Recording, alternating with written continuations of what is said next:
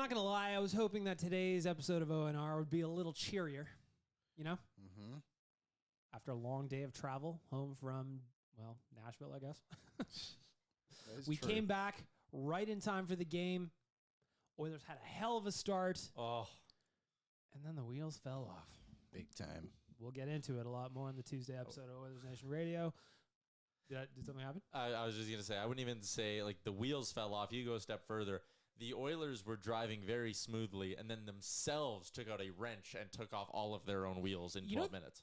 Here's a visual for you. You remember that? You know that meme template where a guy's riding his bike, and then he reaches forward and sticks a stick in the spokes? And it just flips off? That was the Oilers last night. Let's get into the delicious debate for our friends at Wendy's. Frozen pucks are awesome when they're in the back of the other guy's net, but that doesn't mean you want to eat them. That's why Wendy's only uses fresh Canadian beef that's never seen the inside of a freezer in all their burgers. Whether you order a Baconator, Dave Single, or even a JBC, you'll only find real fresh beef that's real juicy, loaded with fresh toppings. So download the Wendy's app, check out the latest deals, and order a burger whose only job is being delicious. Tyler, what do you got for delicious debate? Delicious debate. And I guess this is maybe jumping a bit ahead, but I just want to know because it does tie in, obviously, to what the hell went wrong last night. But what do you do with the blue line tomorrow? Well, our boy Frank Seravalli tweeted that Kris Knoblauch said there could be changes on the blue line in terms of personnel rather than just kind of shuffling the deck chairs. So I would imagine that means Philip Broberg is in. Gregor broke that Troy Stetcher is getting surgery on his ankle, so he is not an option. But how did that happen?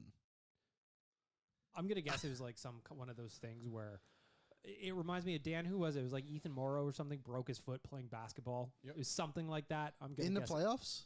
No, it was in the offseason, if I remember correctly, and he had to miss some time early in the year because he was playing just like pickup ball with his boys, and he rolled his ankle and broke it or something. Goodness. It's something like that. I'm screwing up the details. Forgive me. I used to play. Are we good? Oh, no. Fuck's sakes.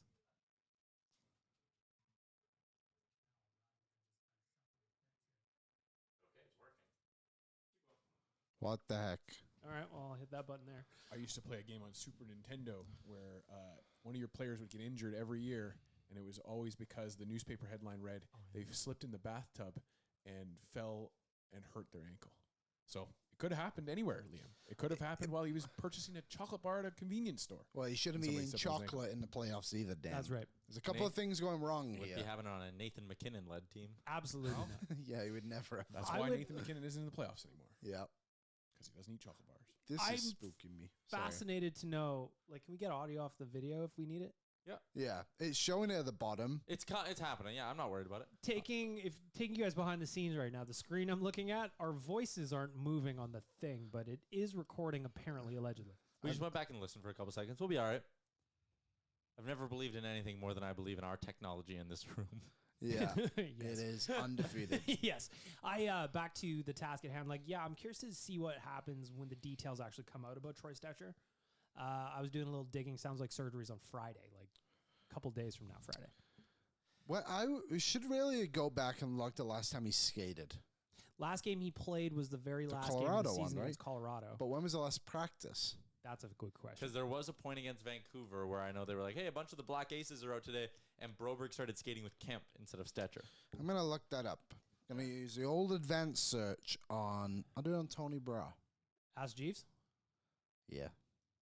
Lycos? Give me 2 seconds. I do want to give you credit, Tyler. We were sitting in the room early with one Frank Seravalli, and you said, where is Troy Stetcher?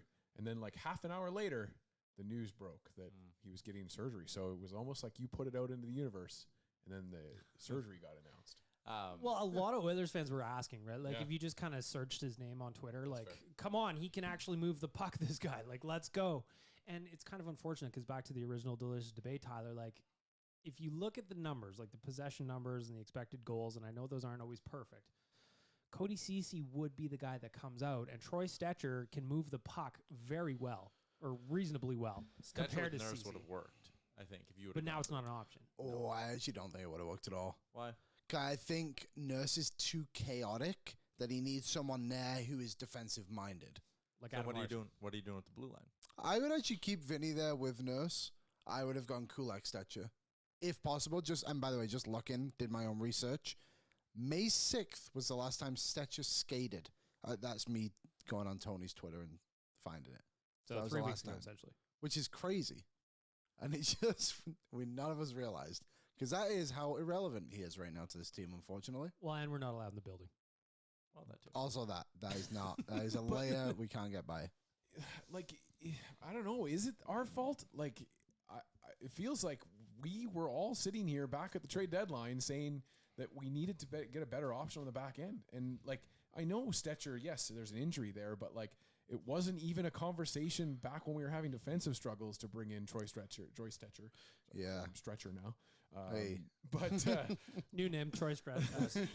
but like, I don't know, like, it's frustrating for me with this team. We're sitting here being like, what can we do with this defense when he wasn't even a part of the conversation up until this point? And before anybody brings it out, by the way, I looked it up. Nobody's buying out Darnell Nurse. That is not There's going to be 4 easy. straight seasons of a $6 million signing bonus. His salary on a buyout would be more than he currently makes now for 4 years. If you think Darnell Nurse is a waste at 9.25, wait till you find out you can get nobody for 9.6. Then you'll be even more pissed at him. All right, back to you guys. That's just such a summer conversation to be having right I now. But the know. fan Yeah. base is legitimately Okay, so doing it. what would you do tomorrow, Dan? Is Broberg in? If you're in Kris Knoblauch's body, Freaky Friday situation, and now that means I'm talking to Kris Knoblauch in Yes. here, what are we doing? Wait a minute. So who's Dan now? Dan is Kris Knoblauch. Okay. And So we're Kris not talking to Knoblauch is Dan. So in Kris in Dan's- Knoblauch has to learn how to run hockey fights. Yeah, Kris Knoblauch is now in Dan's body. What are you doing tomorrow? Well, I mean, like, the flashy answer is to go to the 11-7. My big answer is keep Nurse and Ceci off the ice together. Yes. I don't know what the answer is Yes. outside of that, but just the two of them are not allowed. They are opposing forces, and they're not allowed to be on the ice anymore. See, it seems like they want these guys to be out there. And Cody Ceci They played went- more at 5-on-5 than any other Oiler Which- yesterday by almost 90 seconds. that is what it is. If you like, What? yeah, I know, crazy. They clearly like those two It's not guys. like they had a bunch of power plays. I know. They clearly are fans of them. But instead of putting them together, Get in the room. why don't you just get experimental with them? Like, hey, Ekholm, you're now playing a shift with CC. Bouchard, you're with Nurse. And I know that Nurse and Bouchard one might be a little crazy, but at least Nurse and CC are not playing together. I compared it to the analogy I used on Owen Everyday last week was like a game. The first period went well, and then for some reason early in the second they went back to Nurse and Ceci. And it's like when a server brings out your food and it's like, hey, the plate's real hot, don't touch it, and you want to touch it. It's almost like Knoblauch sits there and it's like, this game's going well. I bet you I could go back to Nurse and Ceci. And then he goes back to Nurse and Ceci and he goes to shit. I just... sorry. And I felt like, and maybe I'm wrong, but I feel like the offense just disappeared the last 2 games. Yep. Our offense was feeding and peppering the net with, even if they were haphazard shots from CC or Kulak, they were getting on the net. Yeah. And it just disappeared completely. That's the thing, like, don't get me wrong, I don't think CC's been playing exceptional by any means, but he was doing well in the offensive zone. He obviously scored that goal in Game 7. He was getting some assists here and there, secondary ones, but he was, like, making plays, and they weren't getting scored against. So it's like, okay, great. I couldn't care less what your Corsi is and all that stuff. The most important stat is there is no goals going in. But now all of a sudden it's just like, as soon as those two got back together, the sky is completely fallen. Like, it was actually amazing to watch when we were in Dallas. It would have been Game 1, I guess, when those two went on the ice, and you could have taken the name bars off and You put could've them in seen it, full plain as costume, and I could tell you exactly who all those two defensemen were because of how chaotic it was. It was insane how crazy it got. Well, going back to Game 1 and I guess Game 2 also, we were saying, why are they out there together? Mm-hmm. Yeah. A few times I thought it was an accident. I thought it was like a... I thought Me it was too. like between Stuck on the shifts or ice, something yeah. like that. Yeah, But no. there was after a kill or something. I don't know. Alternate idea. We revisit a bit from ONR from a handful of weeks ago. Most valuable primate. There has to be some sort of animal at the zoo who can skate. Lucy the elephant. Like, get in the lanes. Yep. I want to get to something Dan touched on, actually, because it does sum up another problem of this blue line. Remember there was that stretch there for a bit, and we were using it as a way of being like, the forwards got to be better, but like something 43 or 46% of the Oilers shots were coming from the blue line. In last night's game, the Oilers had 25 shot attempts, and it only resulted in 10 shots on goal. 25 attempts, only 10 actually were forced to be saved by Jake Ottinger When? in the first period. Okay, I thought that was like the whole game. I No, was like, there's in no the way. whole game, they had 52 shot attempts. 16 of them turn to shots on goal. The forward group right now cannot get a puck through to save their life. Dallas, sure, credit to them, blocking shots. The amount of times, and this gets back to the blue line too, because they're not doing it well, they get it at the point, they get it in the slot, and they need to dust it off and stick handle it 3 there's double times. clutching everywhere. And then what are you doing? Well, Dallas is an elite shot blocking team. So if you give them 1.25 seconds to get in the lanes, they're going to get in the lanes. They're going to block the shot. Totally. Whereas if you just grip it and rip the damn thing, you're going to get more pucks, or you're going to make life more difficult on Jake Ottinger. Like, I am to an extent, like, defensively, no bueno yesterday. Not good. Going back to the delicious debate, though, what is your call? I go 11-7 tomorrow. I just don't think they're going to do that. Who comes out up front? Carrick and Ryan. Or Fogel and Ryan. Carrick, I don't think would come out. I just don't think they'll do that because they haven't. I know, but listen, it's not desperate times right now, but you're Game 4 is the swing game. Everybody knows it. Yeah, you're staring down the barrel of facing desperate times, and to me, Henry, you want to get McLeod back in, okay? Because you like the upside. You think maybe he got his wake up call now, and he's going to be real good. Okay, Henry sure. played well. Yep, you can go down the middle, McDavid, Draisaitl, Henrique. Your wing pairs could be Nugent-Hyman, Holloway and Kane, Fogel and Henrique, Janmark and Brown, and you can run your 3 centers through with them. To me, that's the best option. And then on the blue line, you can sit there and, okay, Cody Ceci's having a shit night because he had a handful of good games in a row. I actually thought game 6, 7, like he was fine. I think, yeah. And keep in mind, when I say good games for Ceci, I just mean like serviceable. Also, Vinny was handling the puck like a grenade last night. So Vinny can't handle the puck right now. Ceci's lost in his own end. Darnell Nurse can't make a decision that's solid anywhere on the ice. The highlight of Darnell Nurse's game 3 was when he took the puck right in the bum. Yep. That's all I got. So at least Hell if of a you have block. Broberg, you can sit there and be like, holy shit, Vinny is scrambling. You're sitting for 2 shifts. Broberg and Kulak. Okay, Ceci, you're scrambling. We're going to run Boosh with Nurse a couple times. Broberg and Ekholm get over there. Broberg will play the right side. Or you could flip Kulak to the right side, and you actually, I think, had this idea on O&E. Flip Kulak to the right side, go Nurse Kulak, go Bouchard Ekholm, and that third pairing, Ceci Broberg, you're playing 8 minutes. We have to win. We can't sit here and screw around with this anymore. That's the thing. Like, we can, like, the Oilers' blue line is not perfect by any means. But let's not sit here and pretend that Dallas's blue line is immaculate either. Their third pairing is Ryan Suter and Alex Petrovich. The Oilers need to be beating that pairing more than they are. And there's a weakness there. And the Dallas Stars are exploiting the Oilers' weaknesses, especially when Nurse and Ceci again out there. So for the Oilers to turn around and say, Kulak, you've been our 3rd best defenseman pretty much this entire run. We're going to bump you up to the next pairing, and you're going to make Nurse good because whatever Kulak touches turns to gold. And then Ceci and Broberg, you could roll them out together and they get however many shifts, or again, you just rotate Bouchard through with one of them or Ekholm, whatever it is. Like, just figure it out on the fly, because we also had this experiment the entire season where, with the Knoblauch era specifically, is where they wanted to rotate everything so much so guys could get familiar with playing with each other when the playoffs come. So, okay, well, you're in a situation now where you're 6 out of your 6 defensemen, 3 of them are playing well. 3.5. I think Vinny's getting a little bit of bad luck here. I think he's been, bias. yeah, I think I in thought the overall, yesterday was a yesterday he did struggle, but I think overall he's been okay. He's been fine. But I think one thing with Nurse and Vinny that I need to see more of them, that they had success in the Vancouver series with, they were big and physical and mean. We haven't seen that at all against Dallas yet. They got to be dickheads, to put it lightly. And I think they were like that personally because they saw Myers and Zadorov doing it. They saw an example of what they could be. Light version, obviously. They're not that size and that nastiness, I don't think. But yeah, I agree with you. Just I know nobody likes plus minus anymore. I get it. But Darnell Nurse is -11 in his last 10 games. Well, that's not ideal. Minus And the Oilers 11. have won a bunch of those. He's just So, not like- getting any points. No, he's not doing. He can't make a read of the offensive blue line to save his His life. gap control is tough to watch. Horrendous. Like, They're- especially with a guy with wheels like that, it's not like he can't move and he has to back up early. He's just got poor gap control. Yeah. And like Frank Seravalli wrote about it at dailyfaceoff.com today. Like, you can't be sheltering a guy making $9.25 million. You just can't.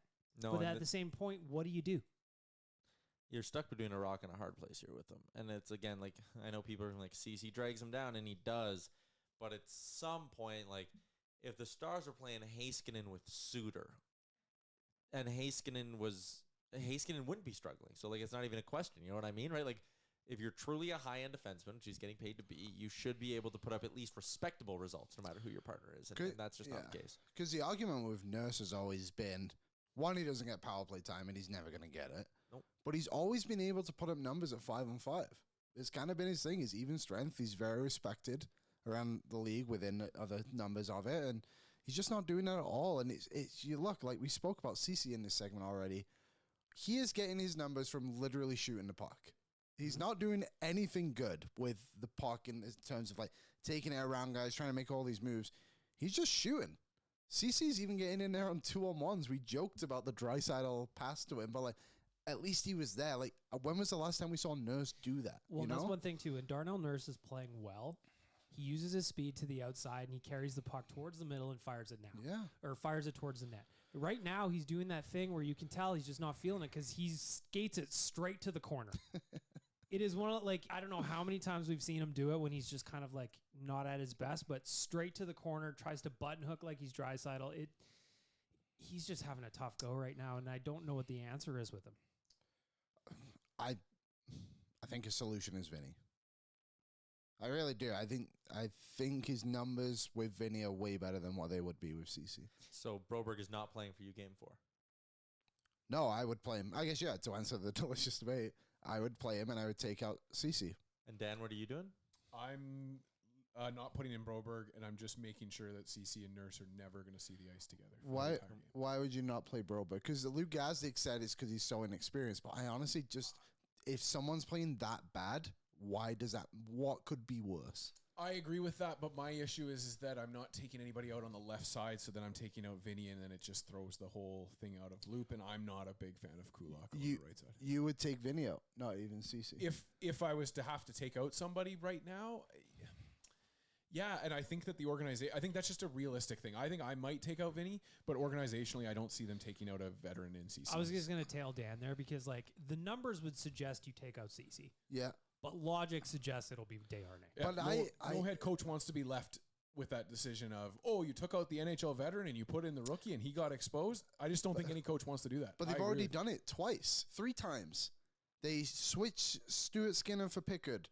They switched McLeod off Henrique. They took out Corey Perry. Like, all 3 situations where, like, McLeod and Perry literally weren't doing anything and Skinner was losing you games. But I just don't see how this is any different. And, like, if you had asked me a week ago, I would have agreed completely that Desharnais would have been the guy. But now I'm thinking about it, it's like, I just don't see them being so afraid to do it. I think Knoblauch is Stan's dad from South Park. Is that who it is? Yep. You think he's Lord? Great poll. Yeah, feeling good on a Wednesday. That joke's going to land with like 8% of our listeners. Yeah, there's going to be some people that laugh out loud, though, I tell you. I don't know. I hear what you're saying, but those examples that you listed, Skinner is a sophomore. He took out McLeod, who's, again, a 3rd-year guy. Mm-hmm. Perry, the one, I'll give you that, because that's taking out a veteran and putting in a young player. But, yeah, that's organizationally, I think. Honestly, I don't disagree with you, and I fully understand why the logic around it. But, like, I think those are the 3 big decisions he's had to make, and he's made them. And I think they've all worked out. Yeah. Like, you take out McLeod last night, Henry gets the goal. You take out Skinner, like, he comes back and he does well, and Pickett does well when he's in there. And Derek Ryan and Connor Brown, who have come in for Corey Perry and whoever it was, have both done really well too. Like, Connor Brown might be the Oilers' best player outside of the Stars right now. Effort-wise, for sure. He's been great. Good question. Before we get to Dan's 3v3 and a little betting talk for our friends at Bet365, when we were in Dallas, we kind of talked about, hey, where's Jason Robertson been? Well, I guess he missed Rupe Hintz in a big way, didn't he? Yeah, he really needed Rupe. That was what happens when you give a really good goal scorer confidence again, right? Oh, I think it makes game 2 even more frustrating for me because it was right there and you had their best scorer out of the game and we couldn't turn it on again. That's another issue again. 100%. Even like their 2 best scorers because Wyatt Johnston was the other guy who got the goal, and he hadn't really you really done anything. But again, that Rope Hintz returning. Who was his name? Brian Ray. Yeah. Ray. He came in when we spoke to him on O&E and just said like how they have to move around so many things when Hintz is out, and then they were able to move everything back last night, and it obviously worked out for them, and it could have been way higher of a score for Dallas with the way the second period was going, but like Stuart Skinner kept them in there in the second, but unfortunately let them down in the third. I want to talk about Stuart Skinner after a little bit, but 3 goals in under 5 minutes in the second period. 4 minutes, wasn't it? Or was it right around there? I'm bad at math. Whatever it wasn't good. And did you see, sorry, so yeah, it was 3 goals in 3-4 minutes, whatever, 4 or 5 minutes, whatever, and it was like 12-0 on the shots, and you see what Darnell Nurse said about it? No. He's like, sometimes it happens. Does it though? It's like, what do you mean sometimes it happens? Okay, this is going to drive me fucking nuts if I don't say it. I say that if you listen to this podcast for any length of time, you probably heard me say respect the blue lines 50,000 times. All 3 of those goals came from missed clearing attempts. The Nuge was caught on one. Somebody ripped one out to Jamie Bennett, the blue line. I don't remember who it was. And then the third one was the exact same thing over and over again. I felt like it was fucking Groundhog's Day. You need guys who can make plays, man, and that's just what I said today on O&E was like, the Oilers have guys who go out there, and if the plays, they can make the easy plays. But like Dallas has guys who go out and make a hard play to break up a cycle or do something, make a real smart read that gets in the way and sends it out. You disagree? You think the Oilers have guys who can make those kind of plays? I don't think they would be in the Western Conference Finals if they didn't. They literally did it for the last 2 games against Vancouver where they won every 50-50 battle. They had moments of breakdown for sure, but they absolutely dominated them for those 2 games. They were exceptional in game 1 to go and win that game. Granted, it went to overtime, but a couple of bounces go the Stars' way. A couple of bounces also didn't. They had 2 goalposts in overtime, one of which I don't know how it didn't go in. The Robertson one that went off the far post and came back. Like the Oilers are a goal. Like if we're gonna do like positive spins, the Oilers are a goalpost away from being on the brink of elimination. Also, okay, then you could spin it the other way and be like, well, if they don't break it down, they're up 2-1 in the series. You can just goalpost versus a whole 12-minute chunk, though. Well, they also hit the goalpost yesterday with Vinny. That would have made it 4-3 Oilers. Yeah. I just don't think you can make that blank statement about the entire run, being like, this team doesn't have guys who can do it, because they've proven they do.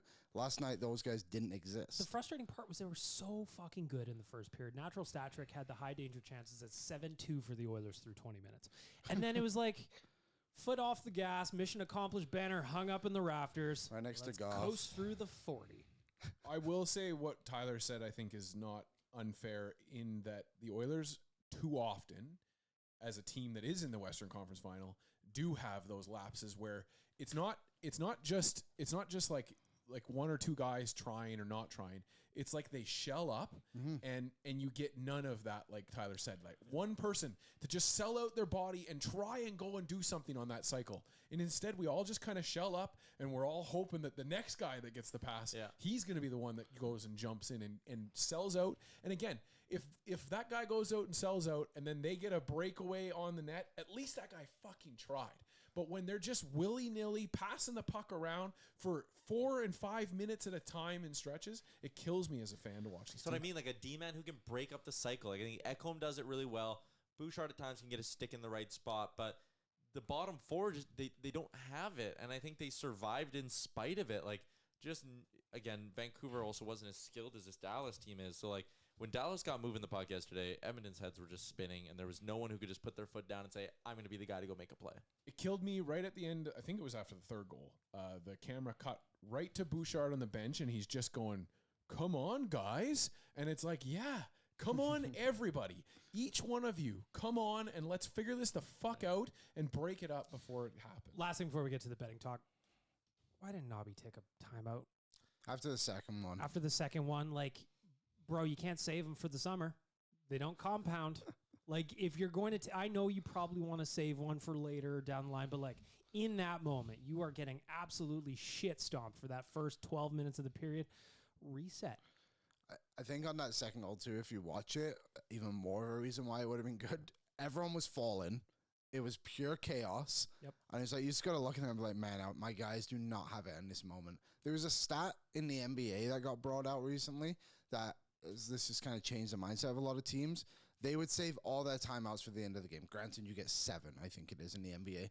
But now the analytics have shown that if you do it earlier in the game when there's like big long runs, you have a better chance of winning. I know this is a little bit different, but like, it's a good example of yesterday. The Stars were on, what was it, 12 minutes, like we said, right? Like, you cut that off at 7 minutes, then maybe you win that game. And that's, again, just to go back to that kind of logic, it's always like this whole, well, what if we're up late? You got to play in the now. Yeah, like, what if we're up late in the game and we ice the puck and we need a timeout? Okay, but what if you're not? How often does that scenario really come up? And, like, even for the Oilers chasing that hockey game, there was no scenario down the stretch where it made sense for them to call a timeout as the team trailing. There was never, a long icing, and part of that is because I guess Desharnais took his penalty, so the Stars were rested late. But I just, to not take a timeout earlier is mind-blowing. But that also kind of goes to your point, too. You were not in that scenario because someone took a penalty. Like, you could, we've seen Nobby be creative with it, where he literally pulled Pickard. Yeah. You could really do that again if you wanted to, figure it out. Especially if you know the goalie's coming out right away. Could be anything. Do you think you took him out too early again yesterday? No. I was fine with that decision. But this team isn't winning faceoffs against the Stars right now. Nope. And so sub 50% in all 3 games so far. to me, and again, it's hindsight, and so I sound like a genius right now saying it. But Fucking I right. think that this team has to have possession before you pull that goalie. So, did you find they were winning faceoffs in the first period? I missed a little bit of the first.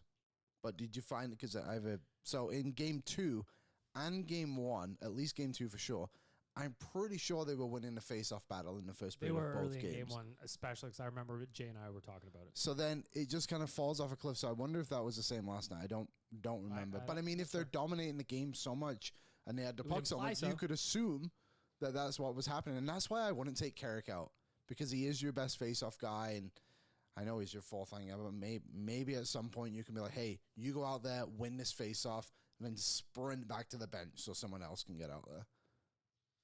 Well, and just to that last piece is it's not for me, it's not just that we're losing faceoffs, it's that our star guys aren't winning the faceoffs. And those are the guys that you have on the ice, right? So I think McDavid's at 42%. He was 47, I think, last Was night. it? Okay. But Maybe yes. it went down. 44, sorry, 44. Okay. 7 out of 9. Yeah. So again, it's those star guys that you have on the ice. They're not winning the draws, so therefore you have to wait until you get that possession. And I wonder what Wyatt Johnson's face-off percentage is. I mean, you have the technology. No, the power of conversation. I do always like that. Just quickly pulling up that number here. Because I was just thinking, you look down the lineup and you have guys like Ben and Duchesne, sure, the experienced guys, but the Oilers' 4 centers are a lot of games under their belt. So Ben is 73% Holy moly. on 30 faceoffs. Just in this series. Yeah, just in the series. Sagan is 60% on 43 draws. Hintz came in his game was 60%. Pavelski 55.6, and then it goes to Duchesne at The Oilers getting fucking roasted. 46. Yeah, they're getting absolutely killed. And then on the Edmonton perspective, Sam Carrick's the best, 25 draws, 68%. Derek Ryan's second, 61% at 13. Which, to my point about taking out Carrick, then maybe You could bring out one of them, but not both. I Yeah. think. Solution. Carrick and Ryan each play 30 minutes, and we rotate the wingers. Oh, we do in baseball, how when you take a guy out of the game and he can't go back in. Yep. Halfway through the game, Kris Knoblauch just kind of goes like a pitching change and is like, hey, and Carrick gets up and walks down the tunnel, and Ryan walks down the tunnel, and they just make like a baseball style change. Yep, makes sense. Or soccer, I guess, also does that. But everyone else on the Oilers, Clouder, 45, McDavid, 44, Draisaitl at 41 is wild. That's That one's the worst wild one. to me. Because he gets kicked out He gets all the kicked time. out every other face-off, it seems like. And again, Dan talked about the struggles to win draws in the O zone as well. Leon Draisaitl is 32% in the offensive zone. It's also, face-offs are also a huge team stat, though. I know it's Yeah. individualized in terms of the centerman, but I don't know what we need to do here to get the wingers in there fighting more, but I'd like some of that. And to that point too, the Stars are fucking lethal with that puck. Clearing the puck, they are picking the net every freaking time, and they're casually able to do it because they know they're going to win that face-off the next time. Yeah, so actually, I wanted to make that point earlier when I was talking about the Oilers and all these Corsi attempts, but that aren't translating to actual shots on goal. Love the Korskis. Yeah, we're sitting here and making a big deal about the defense, and rightfully so. And a lot of people are making a big deal about Skinner and all of that. But to me, there's a part of me that sits there and goes, Connor McDavid, Leon Draisaitl, this high-end power play, this forward group, the deepest it's been in the McDavid era. I also don't think it's unreasonable to look at the offense from last night a little bit and go, okay, you got the 2-0 lead, but you missed on 2 power plays. Should have gone 1 for 2. You didn't really piss a drop, obviously, in the second period, but, like, you didn't get a lot of quality chances in the third even when you were trying to tie this thing up. Like, you're dusting off pucks. You're not going to tough areas. Throw pucks on net, crash the net. Like, go be the offense with that killer instinct that we've seen at points in the regular season. Like, to sit here and be like, damn, you know, they basically lost a 4-3 game because of the empty netter, but you lost a 4-3 game.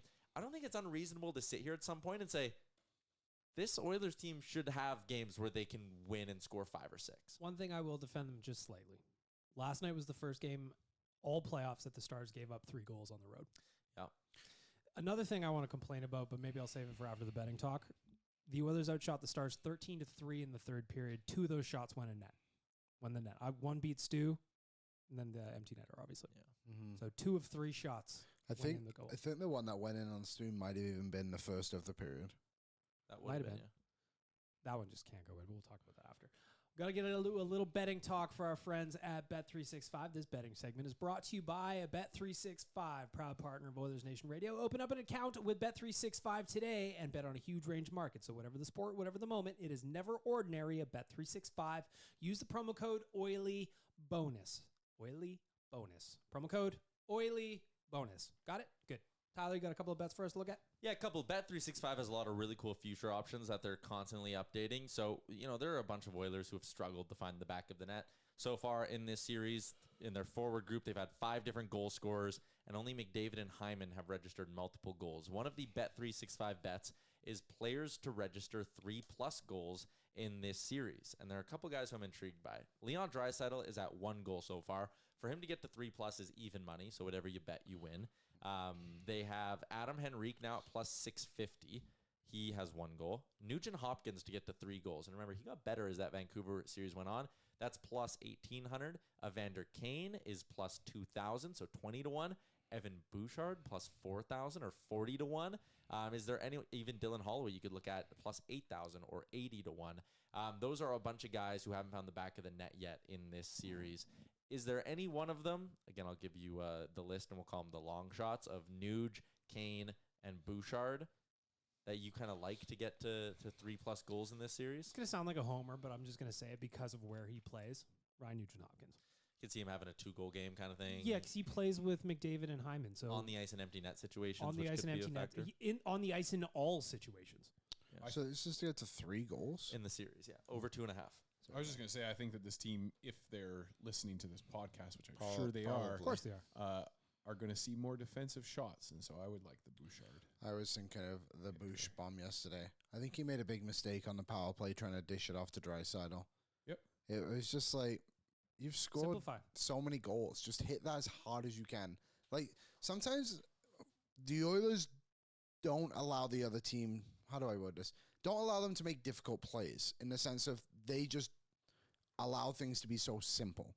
Like, there's no need for Bouchard to dish that to Draisaitl. I get it. Draisaitl scores from there a lot, but like, just hit it as hard as you can. You've been in that situation so many times. Like, and it was a bunch of other things too, but I will say Bouchard to get to 3 points is mine. Goals. 3 goals. I kind of like Evander Kane. We know he is the hat-trick god, right? When he gets going, he scores in bunches. Mm-hmm. So could I see a scenario where, you know, that second line hums for a game, Evander Kane pops 2 and gets the empty netter? Or, you know, has a 2-goal game and then picks up 1 more at some other point in the series? I could see all of that. So I think Kane. I went Kane. You went Bouch. Bouch. You went Bouch and you went Nuge. I mean, the easy answer, though, Leon to get 2 more at even money, like, that's a pretty good bet. That seems like a... I like that bet. Yeah, although he usually does, the other side of that is he usually does come in at about minus 125, I think. Or so what is he right now? Even money. Even money to get to 3 on the series. So I guess it's basically a way to have his anytime bet, and you're just hoping he hits it twice during the rest of the series. Yeah. It's a decent little play. The other one I had, they'd also have most goal scorers in the series.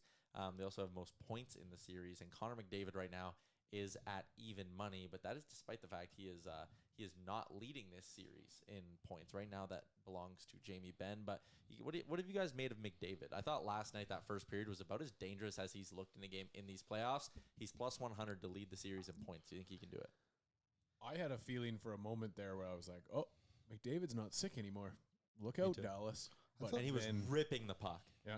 But then the second and the third rolled around, and it took a little bit of the wind out of my sails, but I still do feel like there's a big McDavid game coming. I'm with Dan. I thought after that first period, I was just like, here it comes. You're not going to stop them today. And then they did, and I look like an idiot. But, I could absolutely see Connor doing it. Like tomorrow, again, game 4, it's the swing game. You're either tied or you're down in a real deep hole. And I could see him really going off tomorrow. Yeah, I think McDavid's even money, you said. Yeah. And then what are the rest of them to lead the series? Jamie Benn, who's currently leading the series, is plus 450. So is Robertson. Hyman's 12-1. Draisaitl's 20-1. Yeah, I think McDavid's pretty good. Even money on the 2 I picked. Although at the same point, like if Draisaitl- Jamie Benn is plus 450 Yeah. and the Oilers are coughing up the puck the way they are, I don't want to bet on Stars, but no, I'm never going to. But I'm just saying, like we're talking about a betting segment for Bet365 here, Oily bonus. I mean, how could you not look at that and be like, Yeah. well, maybe. yeah. All right, those are the two kind of futures bets that had caught my attention. We could also just quickly, if we wanted to, the Florida Panthers, somewhat big dogs to win their series against the Rangers. Now they're down 2-1 tonight. I know we obviously haven't been paying a ton of attention to. What about tonight? What's the line looking like for tonight's Panthers game? are, despite being underdogs now for the rest of the series, they're big favorites tonight. Kind of similar to the Oilers, I guess. They're minus 165. I did a same gamer today on DFO Live. It was Kachuk and Verhaeghe to each get a point, Panthers to win, and Verhaeghe shot prop, and it came in just under plus 400.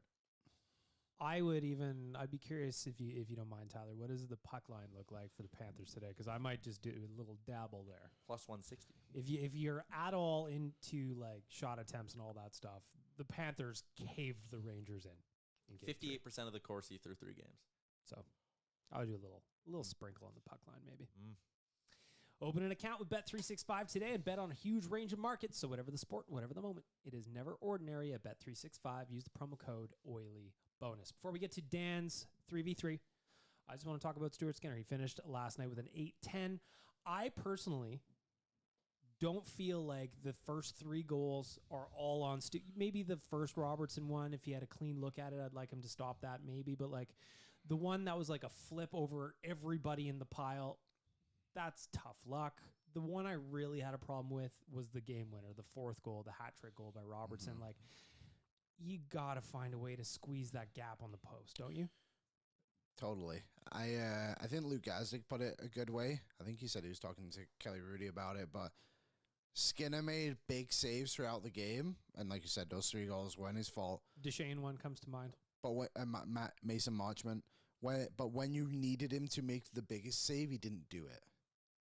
And that's the part that sucks. Like you said, the shots were 13-3, I think you said in the 3rd period yesterday. Like, Otter made those saves. Ottinger made those saves. So, again, I think Skinner was really good.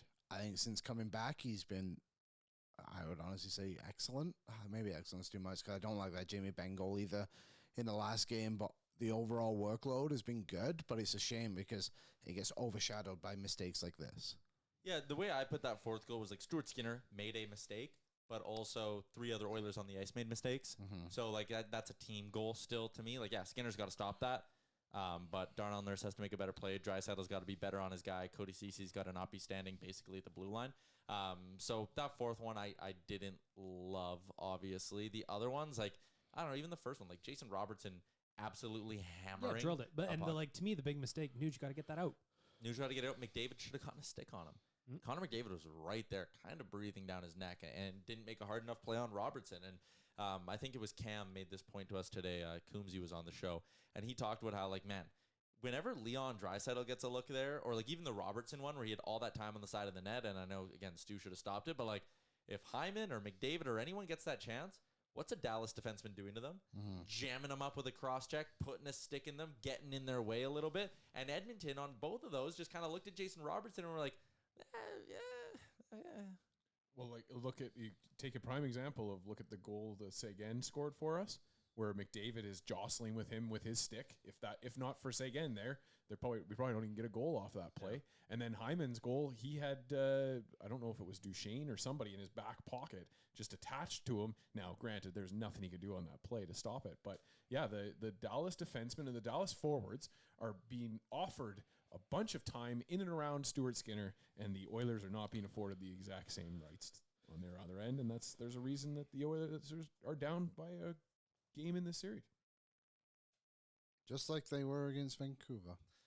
Very similar, it feels like, to the loss against the Canucks, where it's like, God, they had it and they blew it. Yeah. But those games against Vancouver, we left Vancouver in it. Really feels like Edmonton was in it both of these games and just didn't show up. Yeah. That's the part for me where Edmonton won those games against Vancouver, they lost these games against Dallas. I think they showed up in game 2. I think game 3 they just. But did they though? Like, well, Ottinger had like an expected goals against of like 3. I guess there was more. He was more shots attempted. He was good in that game, but I'm just watching the third goal Listen, again. I'm not scared of the Dallas Stars here. The Oilers are at their best. They can hang with anybody in the league. It's the problem is I have is taking their foot off the gas.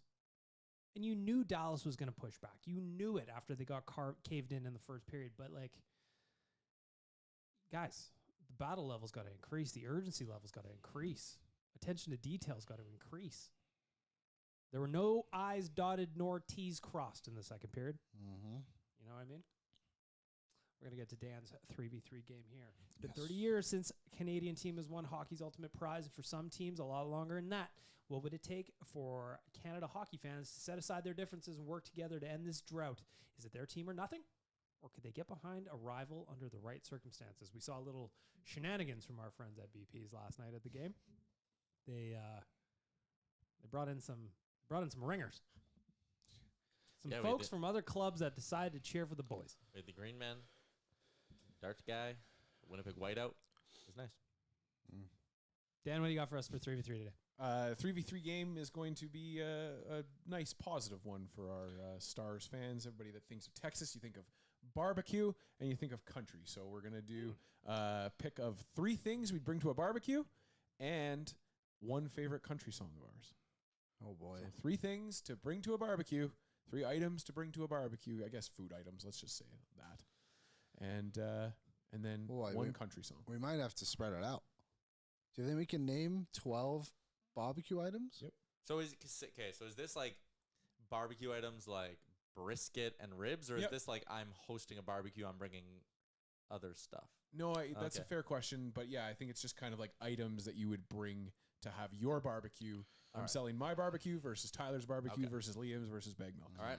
I like this. I'm in. Okay. So I did the order before we got on the air, and it goes Tyler, myself, Bag Milk, and Liam. God damn it. So Tyler, you are starting us off with the draft of barbecue items and song. My favorite barbecue item, whenever you go to one of those like Texas barbecue places, I want ribs. So I'm going with ribs at the 1 spot. What type of ribs, though? Pork or beef? There's a way to split it up, Liam. Which I differentiate by the just animal. get ribs. I'll take vegan ribs. Okay, ribs it is. All right, Ribs. we're gonna do just straight up ribs. Done. I'm gonna go next, and on that thread, I'm gonna go ahead and grab I think the number 1 pick. I can't believe you left them on the board. Burgers. I'm gonna grab some burgers for my barbecue. No burgers for Liam or Bag Milk. Bag Milk, you're up next. But old Bag Milk can bring hot dogs. Good pick. Bag Milk grabs hot dogs off the board, and Liam. Oh, is good. up next. He's already upset. I could see it on his face. I will bring beer. Okay. Oh. That's a great pick. Great pick by Should you, have been Liam. number 1. That should have been Beer is a good pick, and Liam, you get another pick to go along with your beer. To balance my beer, I will bring a salad. What kind of salad? All of the salads, so you guys can't take them. All right. Okay. Liam's run salad. Bagged Milk, you're up next. You can't take salad. You know what I'm going to bring? A full pig on a stick. Okay. A roasting pig. This barbecue is set in the 1680s. What? I've got one of those. Hot dogs and a roasting pig. All right, at Bag Milk's barbecue. Listen, Spot to it was one of my buddy's stags, and we had a barbecue, and somebody brought a full pig. And they carved it up. Fucking rights. Wow. That thing cooked for like 8 hours or something. I don't know. I'm not a math guy. I'm going to draft corn on the cob. Damn on it, the cob that was mine. is going to join the burgers with me, and now we are getting into the. We're in the weeds now. Somebody's got to be the plate guy. Tyler's got 2 picks. Here I got 2 picks. I got them. Don't worry. I'm going to go first and go with a nice brisket. And then I will go something a little bit light, a nice side. I'll go with coleslaw. Oh, nice. coleslaw That's and delightful. brisket for Tyler. I'm going to grab one that I think is just kind of random, but it's stolen right from Tyler's plate. It's pierogies. I'm going to add pierogies. I know it's not a great barbecue dish, but I just thought of it. There's never a bad time for pierogies, in There my you opinion. go. So okay. going to grab some pierogies to join my corn on the cob Comment and section will burgers. probably see that and have an interesting reaction. Yep, they Dan's can be going mad to a vegan barbecue. Yep. Mm-hmm. Bagged milk. This is an easy one for me. I love them at a barbecue. Some baked potatoes. That's Baked a good potatoes. Oh, that's a good one. Or Oh. bagged milk, joining his roasting pig and hot dogs. Liam, you've got beer and you've got salad. Can you make friends? Well, I will go with chicken.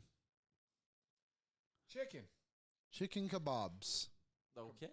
Kebabs. Okay. All right. No, And- chicken kebabs. And your favorite country song? Oh, definitely know that Beyonce one. I'll say Is that considered country? it's a country album. Didn't know that. How about Red Solo Cup by Toby Keith? Who Rest doesn't in love that peace. at a barbecue? Rest in Mhm. peace, Toby Keith. Actually, no, then Brad Paisley, because I just like a good cry Sorry. from time to time. So you want it by Brad Paisley. Then by Brad Paisley, yes. I want my barbecue to be sad. At least they'll have beer. Yeah, drink All into right. your beer. So Red Solo Cup performed by Brad Paisley. Is No, Liam's pick. then by Brad Paisley. Oh, the song is then. Yeah. Oh, I get what you're saying. I wasn't following at all. It's collectively. I'll go I think- even sadder than Liam and pick Whiskey Lullaby. No, I'm going with, I don't know many country songs. I'm not a country guy, but I'm going to go with Drive by Alan Jackson. Oh, that's a good one. All right, Alan Jackson. Great pull. My song is going to be The River by Garth Brooks. Great song. Just, oh, you know what? Actually, it's going to be Thunder Rolls by Garth Brooks. Why not? Little Adultery. Thunder Rolls by Garth Brooks. I've got Garth under my banner. Tyler, you get to finish off this absolutely unhinged episode of Dan's I would Rugby just say Game. collectively some of our worst ones, gentlemen. How dare you? I think this but- one was one of our best. But that's the beauty of the segment. I'm going to go, people that know me know I'm not a huge country guy. I'm going to go Broadway Girls, Morgan Wallen, and Lil Durk. Yeah. That's a country song. As Tyler looks at his Spotify. Couldn't even come up with one off of the dome. That's right. actually one of my most recently liked songs on my Spotify, pal. Broadway Let you off. Girls finishes off Dan's 3v3 game for There you Great go. Boston. work, everybody. Great work. Vote Well for done. who you think has the best barbecue. Whose barbecue are you coming to? My depressing one. Yeah, it's the cry barbecue. We all have, just kind of mellow songs for our barbecues. It's just a sad time. It's just a Hey, the vibe. Oilers are down 2-1. It's fitting. Fair enough. There you go. Dan's 3v3 for Boston Pizza. Go get yourself a Boston Brute. You deserve one today. Mm-hmm. You know? Maybe a spicy pierogi pizza. And Liam can bring that or Dan can bring that to the barbecue. So yesterday, I had Boston pizza. What'd you get? I ordered it with the family. We had wings, Mm. Thai bites, cactus cuts, pepperoni pizza, and Hawaiian pizza. Oh, that's nice. And naturally, we ordered it, and it came to deliver it at my house, and I was wearing my Boston Pizza hoodie. And I didn't get any, the guy didn't even laugh at me. I thought that would have got You were just waiting for a layup there? I just wanted a little chuckle. Liam's Something just standing easy. at the door like, He's like, you see what I'm wearing by any chance? Yeah, nothing. He just said, that'll be this much. 16th delivery that hour. Yeah. He was just not having your jokes. Well, lost a percentage of his tip because of it. Figs. Some you lose. I had to give away my Boston Pizza hoodie. I'm still upset about You it. gave it away? I had to Why? for the socials. I didn't want to. Wow. It had to happen. That is big of you. Listen, if Waz isn't here, but I'm doing, can you clear that up for me? Why didn't Waz follow my instructions on giving away the hoodies? So I had to give away mine. Anyway, different story. You're fine, Waz. Don't worry about it For now. for now. All right. Anything else come to mind before we get? Can you clear that up for me? Just on Dan's 3v3 or in general? What did we miss anything on the I- barbecue list? Oh, the barbecue. list, for sure. There's A tons of veggie things. tray? Yeah, somebody's got to bring a veggie A tray. dip, perhaps? Chips? You bring chips. to the Potato barbecue. salad, although you claimed all salads. I did shy away from salads after that. Pop? I was thinking Yeah, about a doing little macarons. 2-liter action. Yeah, some- Yeah, none of us have drinks aside Just from Liam. Liam with beer. Yep. Yeah. Drinking straight from the hose at my barbecue. That's all you get. Not allowed in the house. I did want to say that Ottinger chant in the third period, no bueno. Not ideal. I'm not a person, I'm not a guy that goes after the wave or anything like that. Oh, you should. But chanting for Ottinger in a 3-3 game when the shots were actually worse our way. And then Skinner had to make an unbelievable save while the Ottinger chants were ringing out. So Also, I don't know where I come out on chanting his nickname. Well, Ottinger's just kind of a mouthful. Yes. 3 I syllables. know. I think he did. I think we sit out chants on. I just want to say, yes, do that, but also let's we get ahead of it right now. I don't want to hear the "We want the cup" chant ever. Like, not from the Edmonton fans until we have the cup in our hands. That's just that was something we did in 2006. Unless we're talking about Liam's red solo cup. Yes. For his barbecue. I would be Bring your own cup. down some sort of weird hypothetical road. Like, Oilers are up 7-1 in Game 6, and they're about to force a Game 7, and like the crowd sending them off. I'm okay with let the boys know one more time. I just 2006 sits in my craw. We did that in Game 6 in the 2006 Stanley Cup Finals. Sorry. Well, had to do it. Game 7 never happened. I can't believe they never played. as far as I know, the season got canceled. We won that game 6-0, and then that was the end of the NHL season. No winners. That was a wrap. Too bad. The first Stanley Cup. Rudy ever Goldberg's finished tied. fault. Rudy Gold. You know? Yes, in 2006. A young Rudy. The newest NHL Stanley Cup ad has the last image that they show is fucking Rod Brindamore celebrating in 2006 good. too. Just to Celebrating dagger what? you. Yeah, exactly. I don't remember. Again, anything about Rudy it. Gobert ruined that for all. With more than 4,400 hair salons throughout the United States and Canada, Great Clips is the world's largest hair salon brand and official hair salon of the NHL. Salons are locally owned and operated and open 7 days a week. Your time is valuable. Use the Great Clips check-in app. See the wait time, check in on your phone, and get your hair cut when you want. For more information, check out greatclips.com. Great Clips. It's going to be great. Waz isn't here today. He is having laptop issues, though he did text me and say that his laptop is being fixed. I came in and Can you clear that up for me? What kind of creepy, weird stuff does Waz have on his laptop? Well, he came in today and it just wasn't turning on, so he asked Dan for help. And then when Liam came in, he asked Liam for help. He asked me for help after staring at a blank screen for like half an hour to an hour. And Can you clear that up for me? Why would you? How long would you stare at a screen before you figure out there's a problem? Well, that's kind of when I Seconds. got mad at him, because when Liam came in and he goes, Liam, can you help me? And I was like, Waz, Liam's not our IT guy. Please drive anywhere in the city and go get your laptop fixed. As I said, tomorrow's a big game day and we need you. And he was like, I don't know if bagged milk will approve that expense.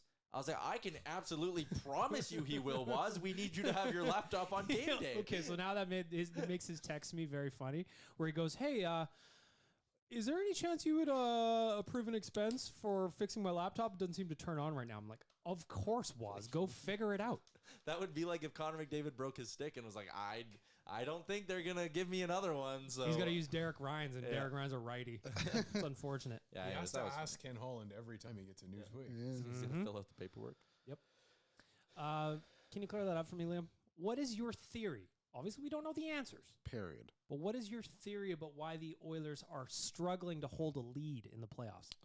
Because I think... So, I think it was Cam that brought this up, so I would give him the full acknowledgement for this. The Oilers were never really known as a team that held leads, but the one that came from behind to win games. So I wonder if that is kind of like doing anything for it. And I find that they just get away from what was giving them success.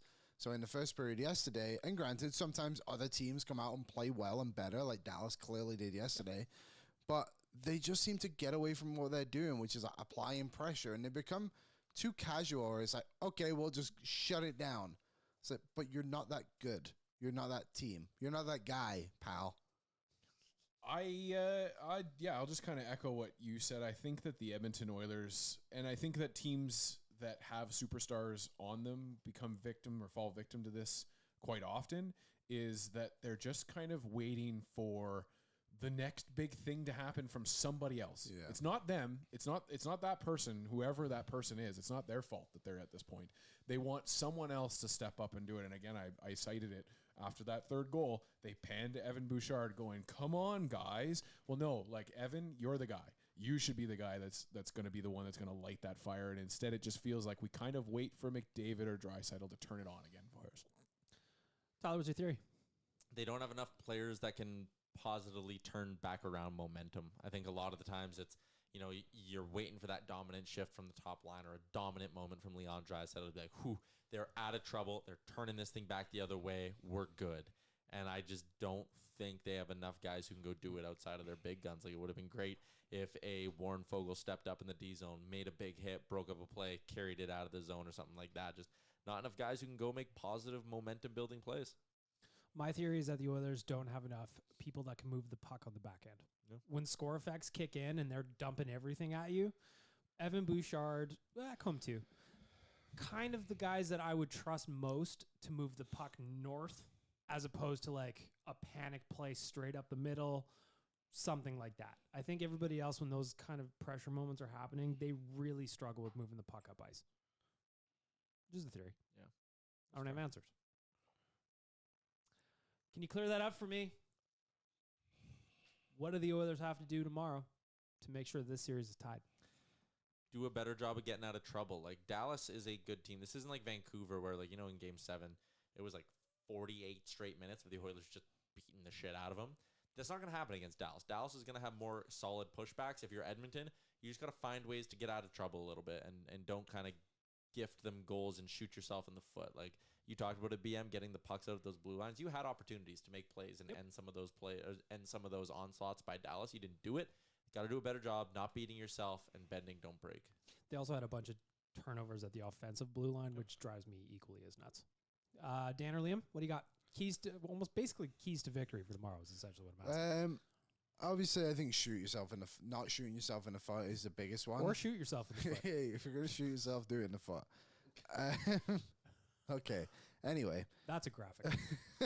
Put that on socials. You're getting no power play chances, but when you get them, you need to score. We saw that game in LA where they won 1-0. They got one power play and they scored. Do that again. And last night's power play, did they get one or two? I'm pretty sure they only got one. Power play? Didn't they only get one two. power play? Was the one early in the game? Yep. Yeah. Okay.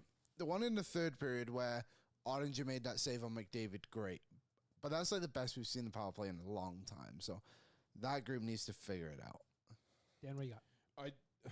It just sounds so simple and it makes me sound so basic, but it's just pucks on net. And whether they get through or not, I don't care. Just make them hurt. And you saw it with Bouchard yesterday with what he did to Hyman. It makes an impact on these guys, and it makes them question wanting to go down and block that shot in the third period and wanting to block that shot in overtime. So just getting pucks on the net through the lanes on the first opportunity, you don't need to wait around and try and get that perfect shot off every time. I think, I'm so boring, but when the Oilers play simple hockey, they play effective hockey.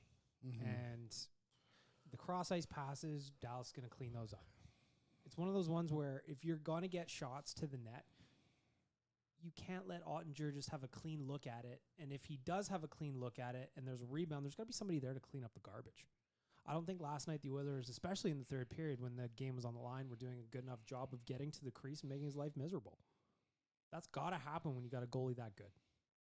Just does. If you have other keys to victory, let us know. For our friends at Great Clips. Great Clips! It's going to be great. For more information, go check out greatclips.com. Gentlemen, let's wrap up the podcast as we always do. Got a game tomorrow. Huge game. Swing game, as they say. We're either tied at 2-2 or we're down 3-1, and I like one option a whole lot better than the other. What's your score prediction for Game 4, Tyler? His team hadn't lost 2 games in a row playoffs, let alone 3 yet, so I'm going to say they bounce back really well. 4-1 Oilers. Liam? I'll say 3-2 Oilers. Dan? 5-2 Oilers. I'm going to say 4-2 Oilers, and they get the empty net to seal it off. Reverse this time of what we've had the last couple of games. Hell yeah. There you go. Thanks for listening. Enjoy the rest of your week, everybody. Let's celebrate a win in Game 4.